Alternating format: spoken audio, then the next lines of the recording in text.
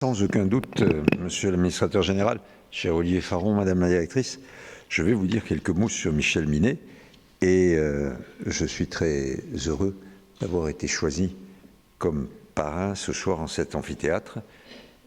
Mesdames et messieurs les hauts magistrats, mesdames et messieurs les professeurs, mesdames et messieurs aussi les inspecteurs, inspectrices du travail, mesdames et messieurs les représentants d'organisations professionnelles ou syndicales, et chers tous, j'ai l'honneur d'introduire la leçon inaugurale de Michel Minet en tant que titulaire de la chaire droit du travail et droit de la personne du CNAM, qui porte donc sur les droits de la personne au travail.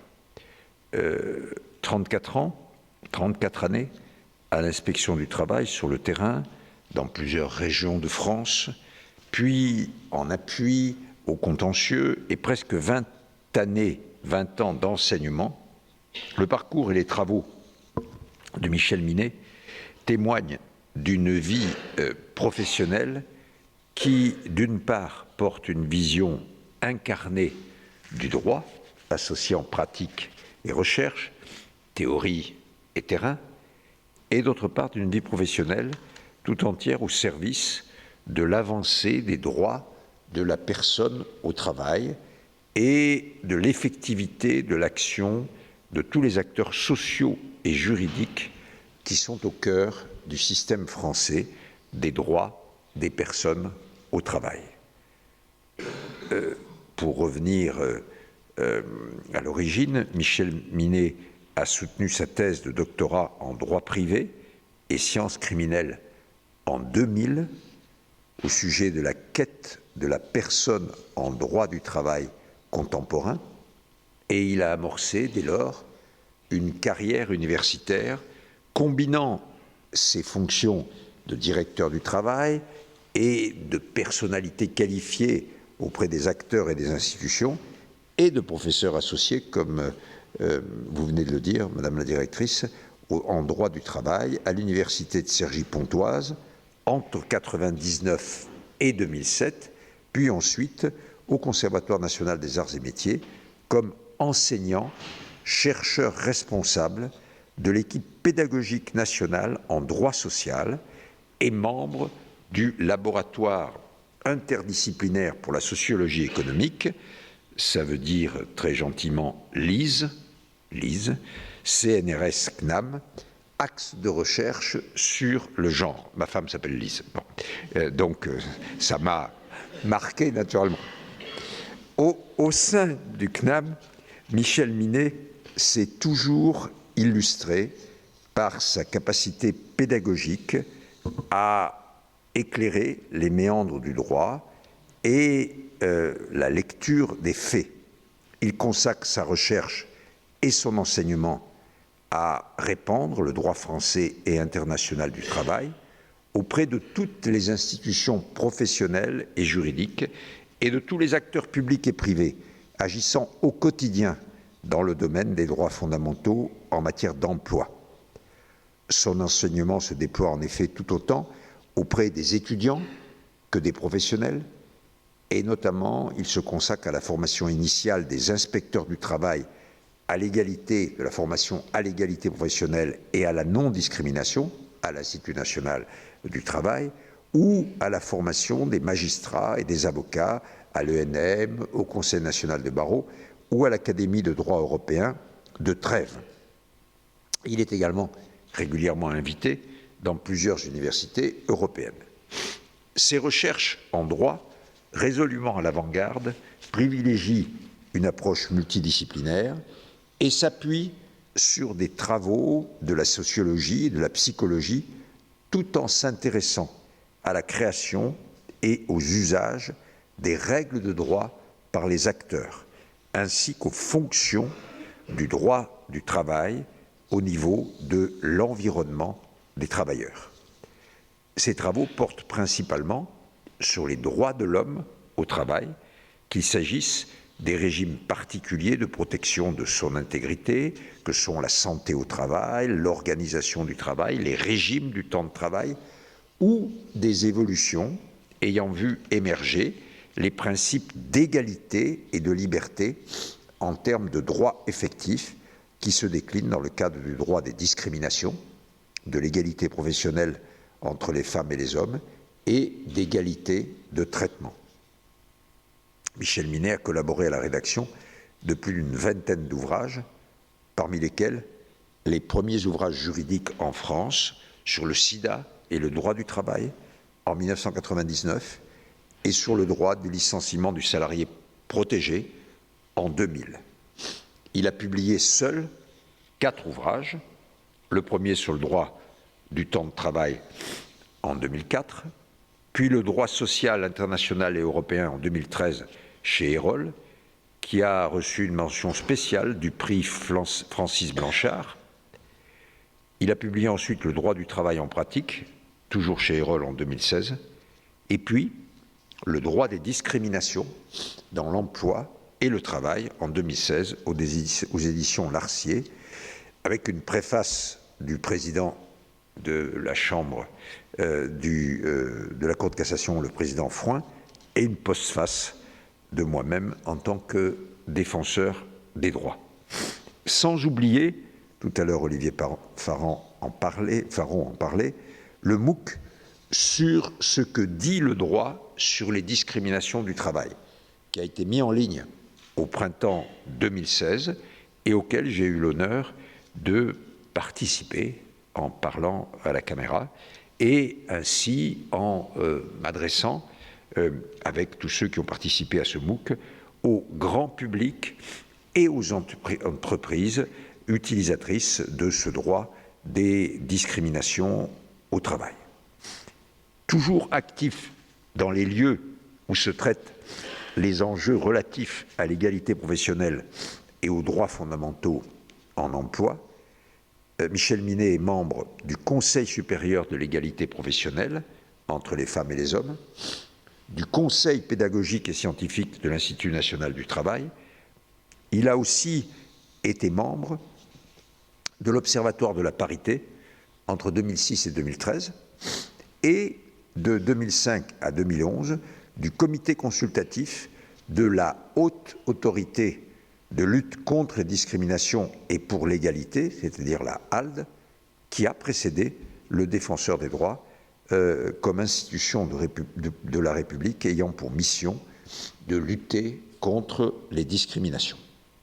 Car nous savons très bien, et c'est cela qui me paraît important dans le travail qui a été fait par Michel Minet et dans celui qu'il va faire à la tête de cette chaire, nous savons très bien que dans nos sociétés, le sentiment d'injustice, le sentiment de l'inégalité de traitement et en conséquence les sentiments de non-appartenance, de non-reconnaissance par la République sont à l'œuvre et portent des enjeux déterminants. Et quand je dis le sentiment, naturellement, j'ajoute, bien sûr, nous en faisons l'expérience tous les jours, la réalité. Et le sentiment s'appuie naturellement sur ces réalités. Lorsque j'ai été amené, en juillet 2014, à expliquer devant les commissions parlementaires quelles étaient mes intentions si la fonction de défenseur des droits m'était confiée, j'ai fortement insisté sur le fait que le défenseur des droits, à mes yeux, devait essayer de répondre au développement de ces sentiments d'injustice. J'ai même dit devant l'Assemblée nationale, le 2 juillet 2014, mon programme, c'est la guerre à l'injustice. Car il se passe dans nos pays, dans nos sociétés, quelque chose comme si le principe d'égalité n'était plus une réalité pour beaucoup, et qui n'était plus qu'une affirmation quelquefois gravée dans le marbre et qui fait l'objet des discours dominicaux des politiciens. Alors que, si on prend le mot, naturellement, au sens le plus global, c'est évidemment cela, la discrimination.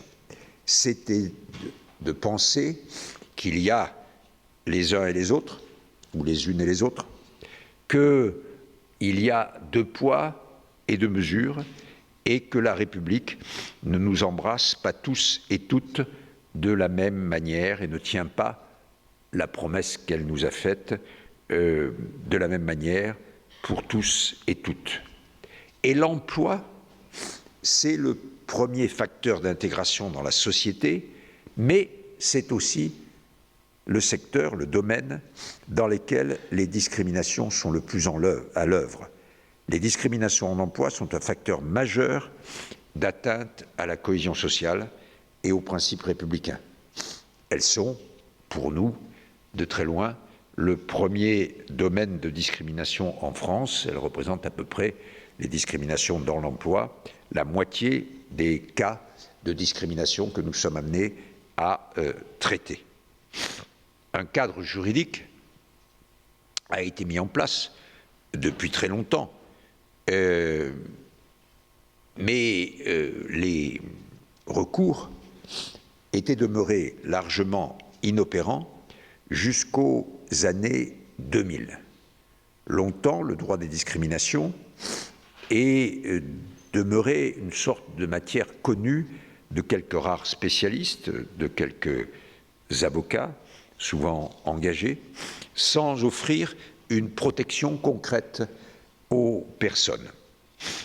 Avant de devenir, c'est vrai, depuis le début des années 2000, depuis les directives communautaires, la création en France, à la fin de 2004, de la HALD, avant de devenir une menace crédible, le droit des discriminations a dû surmonter les difficultés liées à la méconnaissance qu'en avaient les acteurs judiciaires, mais aussi et surtout les contraintes inhérentes au régime français de droit commun en matière de charge de la preuve, qui faisait peser sur le demandeur une charge très lourde et quelquefois difficilement dépassable. Pourtant, 15 ans après la transposition des directives européennes sur les discriminations, 10 ans après la grande loi globale de mai 2008, le droit des discriminations a trouvé maintenant sa place dans les prétoires.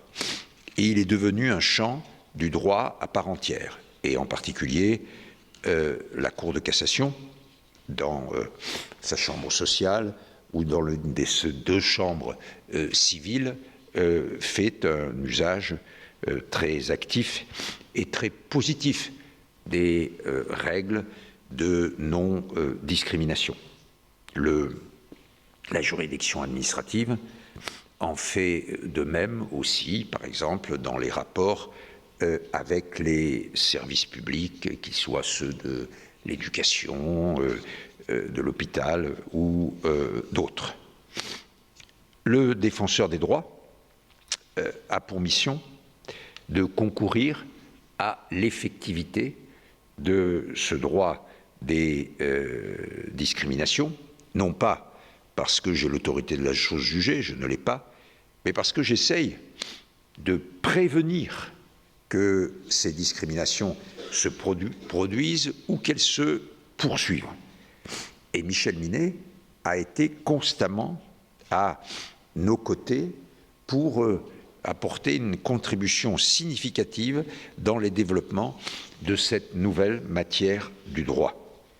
Il nous a, comme je l'ai rappelé tout à l'heure, offert le premier ouvrage de référence français sur le droit des discriminations dans l'emploi, en nous présentant un tour d'horizon détaillé de toutes les étapes du parcours de cette matière juridique nouvelle, tant sur le plan du contexte que des concepts, la jurisprudence, les évolutions considérables des pratiques des acteurs judiciaires et des partenaires sociaux, dont dépend l'effectivité même de ce droit. La portée de ce droit des discriminations, désormais intégré aux pratiques du juge français, contribue à transformer la fonction du droit pour en faire un outil aussi de diagnostic et de changement social. Michel Minet tient parfaitement sa place dans ces processus multiformes qui résultent des effets des décisions de justice, de la révélation d'inégalités de traitement injustifiées, de la découverte des stéréotypes qui caractérisent les cultures professionnelles ou de l'analyse des relations entre groupes au sein de même espace de travail. Autrement dit, tout le travail qui est fait, notamment par le défenseur des droits, mais bien au-delà, et par Michel Minet lui-même, sur ces discriminations que l'on appelle systémiques. L'enjeu majeur, aujourd'hui, m'apparaît être celui de notre capacité à développer non seulement les concepts, mais les instruments qui vont nous permettre de traiter les discriminations résultant de pratiques collectives au nom de ce qui est ma mission, la promotion de l'égalité et des droits, de leur effectivité, mais aussi de la responsabilité de l'État et des grands acteurs économiques, privés et publics. C'est pour ça que j'appelle souvent à ce que soit mise en place une vraie politique active et globale de lutte contre les discriminations et que, comme je le dis souvent, le discours de l'égalité prenne le dessus sur celui de l'identité plus souvent qu'à son tour, ce qui n'est pas le cas depuis beaucoup d'années. Michel Minet, depuis maintenant plus de 35 ans, accompagne les professionnels du droit, les acteurs sociaux, les institutions comme la mienne, dans l'élaboration des stratégies qu'ils portent en faveur de la défense du principe d'égalité et des droits fondamentaux au travail, et c'est pour cela que je le présente ici, avant sa leçon inaugurale, comme un compagnon de route, un compagnon de travail, et l'un de ceux qui, je pense, nous ont permis de faire avancer la cause des droits fondamentaux au travail.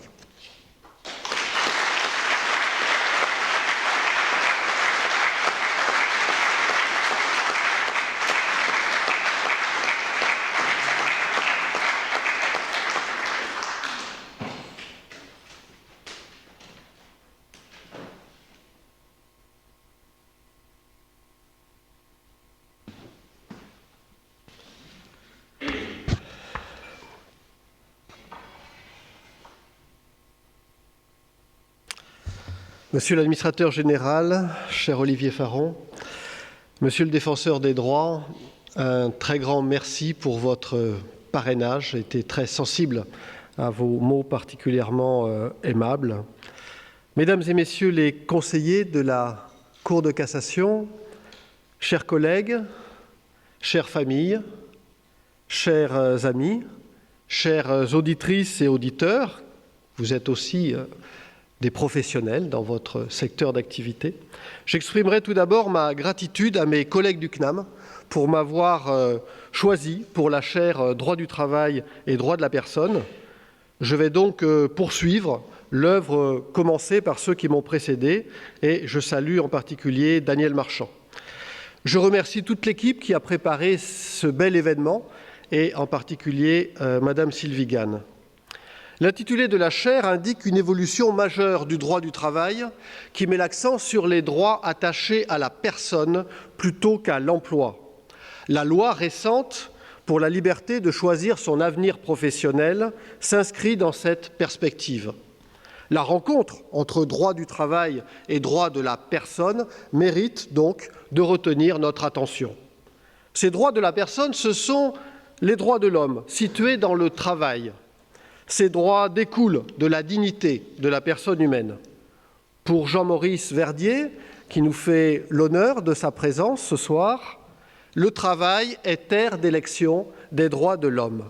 Ces droits de la personne sont situés au cœur de la fabrication du droit du travail, pas à la marge comme de simples correctifs. Dans la relation de travail, la personne met à disposition de l'entreprise ses capacités de travail. L'objet du contrat, c'est l'exercice des fonctions. Ce n'est pas la personne. La personne est sujet du contrat. Cependant, la personne ne peut vaquer librement à ses occupations personnelles et envoyer ses capacités de travail, réaliser la prestation. Par conséquent, la personne est nécessairement impliquée dans la relation de travail. Le travail, puisqu'il implique la personne, ne peut être soumis aux lois du marché comme n'importe quel produit. Il faut donner un statut au travail pour ne pas traiter la personne comme une chose, comme un objet. Des régimes ont asservi la personne humaine. Hitler parlait de matériel humain, Staline de capital humain. En réponse, l'Organisation internationale du travail a affirmé et réaffirmé « le travail n'est pas une marchandise ». En droit interne, la loi du 4 août 1982, dont la date évoque la nuit du 4 août 1789, au cours de laquelle furent abolis les privilèges féodaux d'Ancien Régime, vient encadrer et limiter le pouvoir de l'employeur. Le salarié, appelé le travailleur en droit international et européen, est une personne titulaire de libertés et de droits fondamentaux. Dans l'activité professionnelle, ces droits fondamentaux peuvent faire l'objet de restrictions, mais pas de suppressions. Le Code du travail nous le dit, nul ne peut apporter aux droits des personnes et aux libertés individuelles et collectives de restrictions qui ne seraient pas justifiées par la nature de la tâche à accomplir ni proportionnées au but recherché. La Cour de cassation, la Chambre sociale, complète en 2017. L'employeur est investi de la mission de faire respecter au sein de la communauté de travail l'ensemble des libertés et droits fondamentaux de chaque salarié. Ces droits de l'homme ne sont pas réservés aux périodes de prospérité.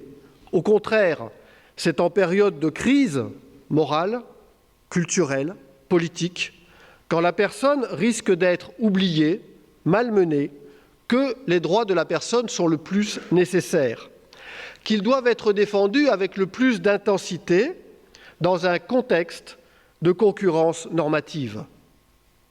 Ces droits de la personne disent le projet de la société pour l'homme. Le droit du travail concerne la cité. Il peut être un facteur de cohésion sociale en permettant à chacun, par exemple, de se former, de s'insérer professionnellement et donc socialement.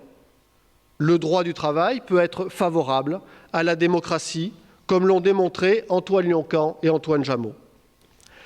Le président de la République, lors de sa visite à la Cour européenne des droits de l'homme de Strasbourg l'an dernier, a déclaré « Les droits de l'homme, nous ne les défendons pas seulement pour les citoyens d'aujourd'hui, nous les défendons parce que nous le devons aux citoyens d'hier, qui ont lutté pour ces droits de l'homme, et aux citoyens de demain qui devront pouvoir en bénéficier. » Il ajoutait « Faire prévaloir les droits de l'homme est un combat. » La France, république sociale, signataire des instruments du droit international des droits de l'homme, doit donc créer les conditions pour assurer l'exercice effectif de ces droits, en posant des règles de droit objectifs obligatoires pour tous.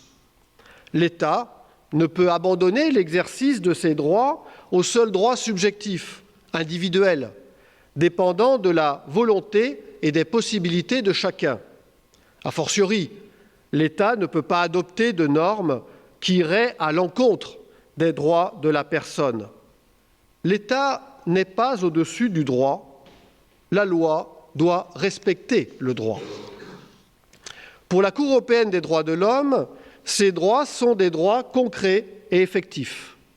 Pour assurer leur effectivité, chaque acteur a à apporter sa brique à l'édification du régime juridique applicable. Pour faire le point sur quelques droits de la personne, la devise républicaine va nous servir de boussole. Liberté. La liberté se manifeste par la liberté du travail.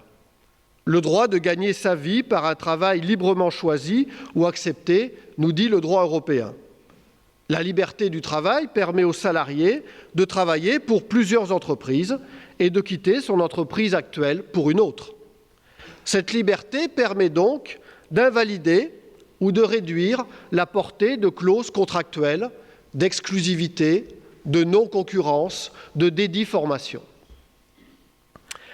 La liberté, c'est la liberté dans le travail. Est ici en question la nature du travail. Le droit du travail a vocation à humaniser le travail. La philosophe Simone Weil nous dit « L'initiative, la responsabilité, le sentiment d'être utile sont des besoins vitaux pour la personne. » Le droit nous offre alors plusieurs repères. L'Organisation internationale du travail nous dit que les États doivent adopter un régime de travail réellement humain, pas seulement des conditions de travail humaines, mais de façon plus essentielle, un travail qui a un contenu humain, comme le souligne Alain Supiot. Un travail en particulier qui préserve la santé mentale. Un travail où la personne n'est pas traitée comme le prolongement d'une machine, comme nous dit la Chambre criminelle de la Cour de cassation. Dans cette perspective, l'OIT demande aux États de mettre en œuvre des programmes permettant l'emploi des travailleurs à des occupations où ils aient la satisfaction de donner toute la mesure de leur habileté et de leur connaissance et de contribuer le mieux au bien-être commun. Le bien-être commun. Les États sont alors invités à mettre en œuvre des politiques du travail. Il s'agit de permettre à chacun d'œuvrer avec ses capacités dans son travail et d'exercer un travail utile, un travail qui a du sens. Dans le prolongement, l'Union européenne, depuis 1989, prévoit que l'entreprise doit adapter le travail à l'homme, en particulier en ce qui concerne le choix des méthodes de travail. Pour les partenaires sociaux, avec l'accord national interprofessionnel sur l'amélioration des conditions de travail, il doit être plus complètement répondu aux besoins intellectuels et psychologiques des salariés dans l'accomplissement de leur travail. Les méthodes d'organisation du travail doivent tendre à élever le degré de qualification du travail et par conséquent l'intérêt de celui-ci. La jurisprudence, enfin, fournit également des repères à contrario. Le juge, quand il est saisi, peut interdire la mise en place ou le maintien d'organisations du travail pathogènes. Ainsi, le juge a interdit dans une grande entreprise une organisation du travail qui générait une compétition ininterrompue entre les salariés, une incitation pernicieuse à passer outre la réglementation pour faire du chiffre. Ces ressources du droit sont importantes dans le contexte de transformation du travail, sous l'effet notamment des évolutions technologiques, justement pour donner une orientation à ces transformations. Le droit a donc à s'intéresser au travail aussi pour favoriser l'émancipation dans le travail et par le travail. Le droit et les sciences sociales ont à œuvrer ensemble pour appréhender le travail réel, l'activité de travail, l'organisation du travail. Et au CNAM, cela a déjà été souligné, ce travail est facilité notamment grâce au laboratoire, le LISE. Les enjeux concernent la personne. Le travail est une donnée essentielle de l'identité personnelle. Les enjeux concernent l'entreprise. Une politique du travail est favorable à l'activité économique. Les enjeux concernent la cité. Les expériences vécues dans le travail, expériences centrales de vie sociale, influencent le comportement dans la cité. Et par bien des côtés, la crise de la démocratie actuelle se nourrit aussi de la crise du travail. Et le droit au travail. Le préambule de la Constitution de 1946 reconnaît pour chacun le droit d'obtenir un emploi et le devoir de travailler. Le droit à la paresse n'est pas inscrit dans la Constitution. Pour tous les droits se pose la question de l'identification du titulaire du droit, du créancier, ici le travailleur salarié. Et c'est parfois plus délicat de l'identification d'un débiteur du droit. Pour une personne à la recherche d'un emploi, le droit d'obtenir un emploi n'est pas reconnu comme un droit individuel.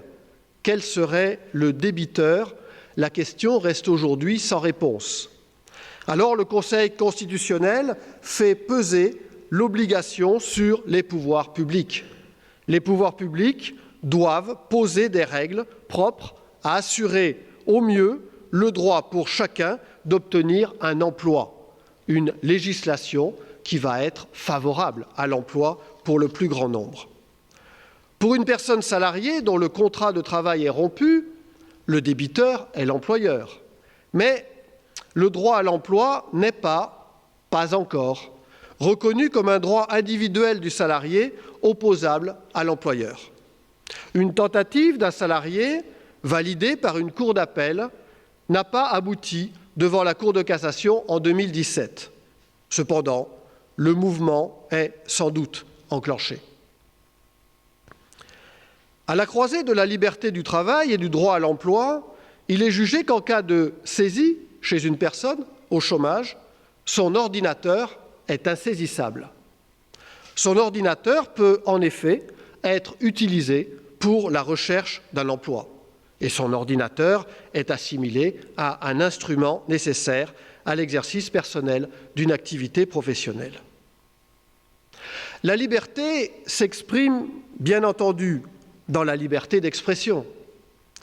La Déclaration des droits de l'homme et du citoyen de 1789 l'affirme : « Nul ne peut être inquiété pour ses opinions, même religieuses, pourvu que leurs manifestations ne troublent pas l'ordre public. Sauf abus, diffamation, propos injurieux, incitation à la discrimination, le salarié jouit de sa liberté d'expression dans l'entreprise et en dehors. » Sa liberté d'expression peut notamment être mobilisée pour alerter sur des risques pour la santé, des actes de corruption. Cette liberté d'expression est complétée par le droit d'expression directe et collective sur le contenu et l'organisation du travail, pour que chacun ait voix au chapitre au regard des transformations du travail, pour que puisse s'exprimer l'intelligence des travailleurs selon la belle formule d'Alain Wissner, qui fut professeur d'ergonomie au conservatoire. La liberté, c'est bien entendu l'autonomie de la personne. Le droit donne force juridique à des aspirations humaines. Ainsi, même au temps et au lieu de travail, le salarié a droit au respect de l'intimité de sa vie privée. Toute personne a droit de mener une vie familiale normale, quelle que soit la composition de la famille. Ce droit posé en matière de droit des étrangers pour permettre le regroupement familial peut être mobilisé dans le travail pour faire prendre en compte des exigences d'une vie familiale normale en matière d'horaire de travail, de mutation géographique, de déconnexion, en attendant peut-être un devoir de déconnexion de la part de l'entreprise.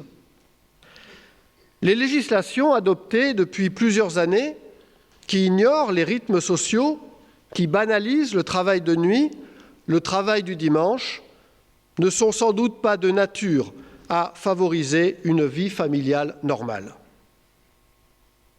Le droit à l'autonomie personnelle et à une vie familiale normale implique de percevoir une rémunération équitable. L'OIT, avec le souci de la justice sociale et de la paix à préserver, et pour l'OIT, les deux sont liés, justice sociale et paix à préserver, demande aux États d'assurer la possibilité pour tous d'une participation équitable aux fruits du progrès en matière de salaire. Au regard de la situation des travailleurs pauvres, la question du niveau des salaires serait sans doute à réexaminer. Pour jouir de ces libertés, encore faut-il ne pas perdre sa vie au travail. Selon le droit de l'Union européenne, l'employeur a l'obligation d'assurer la santé et la sécurité des travailleurs dans tous les aspects liés au travail. Ce droit objectif est complété par un droit subjectif, le droit de retrait. Un travailleur peut se retirer d'une situation dont il a un motif raisonnable de penser qu'elle présente un danger grave et imminent pour sa vie ou sa santé. Autant de droits à mobiliser de façon encore plus intense quand chaque année, plus de 500 salariés meurent d'accidents du travail, notamment sur les chantiers du bâtiment. Égalité. Alors que le principe d'égalité en droit est affirmé depuis 1789, l'égalité dans le travail est un droit encore en construction. Le Code du travail ne prévoit que quelques règles particulières d'égalité, par exemple entre contrat à durée indéterminée et contrat à durée déterminée et mission d'intérim.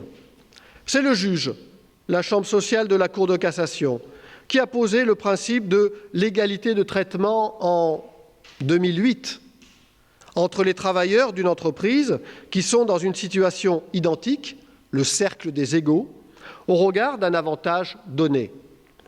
Cependant, le champ d'application de ce droit à l'égalité n'est pas encore stabilisé. En tout état de cause, l'entreprise ne peut unilatéralement traiter de façon inégale des salariés sans justification. L'égalité de traitement vient d'être étendue. La directive européenne du 28 juin 2018 prévoit que les travailleurs détachés d'un autre État membre, dans le cadre d'une prestation de service, doivent bénéficier de l'égalité de traitement avec les travailleurs locaux, en matière de conditions de travail et notamment en matière de rémunération. Égalité de traitement et plus seulement d'un minimum de droits. Second volet de l'égalité, la personne doit pouvoir travailler sans être discriminée. Ainsi, le droit pose comme règle l'égalité professionnelle entre les femmes et les hommes, et en particulier l'égalité de rémunération pour un travail de valeur égale depuis 1919. Cette obligation légale, fondée sur le droit international, ne résulte pas d'une démonstration scientifique, biologique, économique ou autre. Il s'agit d'une affirmation dogmatique du droit, porteuse d'une certaine conception de la personne humaine, une illustration de la fonction instituante du droit.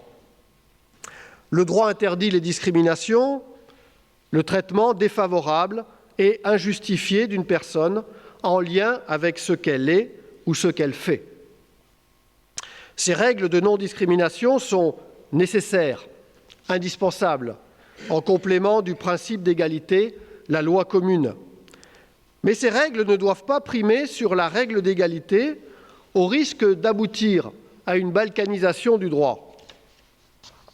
Les règles spéciales de non-discrimination ne peuvent compenser les insuffisances de la loi commune. Pour assurer l'effectivité des droits de la personne, il est également nécessaire de s'intéresser à l'entreprise, en ne confondant pas l'entreprise et son statut juridique, notamment la société, et en tenant compte de toutes les parties prenantes.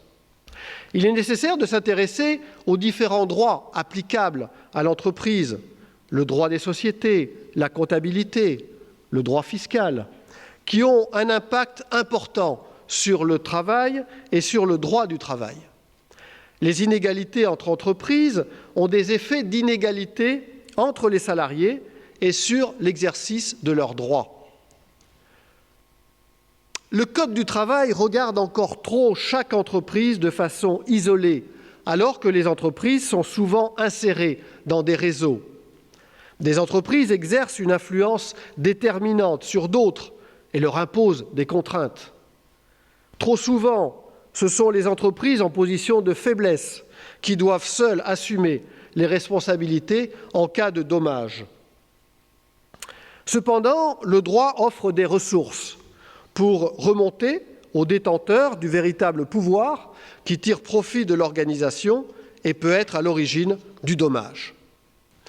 Il faut alors imaginer des solutions valides, de nouvelles articulations et interprétations des normes, notamment autour de la notion de responsabilité solidaire.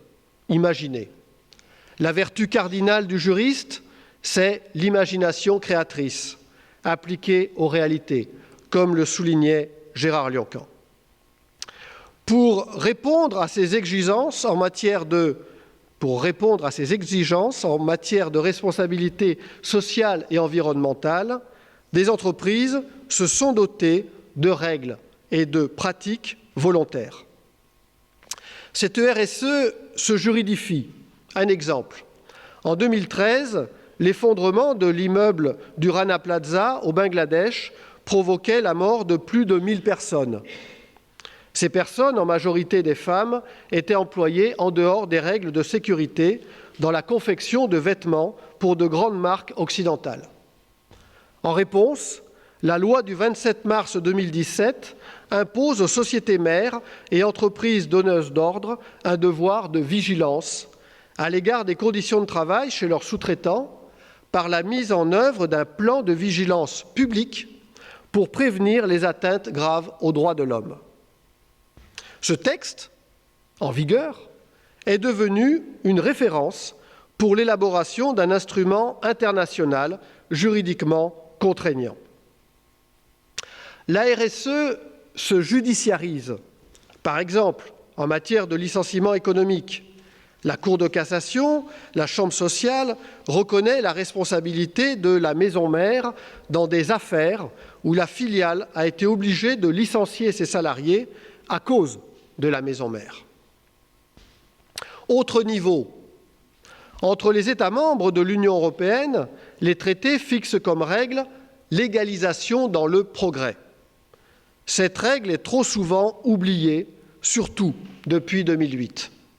La situation du droit du travail en Grèce en offre une illustration emblématique. L'Eurogroupe, les ministres des Finances de l'Union européenne, a imposé au gouvernement grec la réduction du salaire minimum avec une réduction aggravée, moins 32%, pour les jeunes de moins de 25 ans. Le salaire minimum des jeunes de moins de 25 ans a été réduit en deçà du seuil de pauvreté. Saisi, le Comité européen des droits sociaux du Conseil de l'Europe de Strasbourg décide que le gouvernement grec ne respecte plus la Charte sociale européenne qu'il a pourtant signée. Le niveau du salaire minimum des jeunes travailleurs ne répond pas à l'exigence d'une rémunération équitable et constitue une discrimination liée à l'âge. Ainsi, paradoxe, une instance de l'Union européenne impose à un État membre de ne pas respecter ses engagements internationaux. Une instance de l'Union européenne ne respecte pas elle-même le droit de l'Union européenne. Ces confrontations entre droit international et droit de l'Union européenne, entre principes juridiques figurant dans les traités et politiques européennes mises en œuvre, sont au cœur des enjeux de la construction européenne. Fraternité. L'abbé Grégoire considérait que, pour bien lire la devise républicaine, il fallait en inverser les termes, retourner la triade, la fraternité ne pouvant être que première, donnée à la source. Le Conseil constitutionnel affirme, le 6 juillet 2018, « La fraternité est un principe à valeur constitutionnelle ».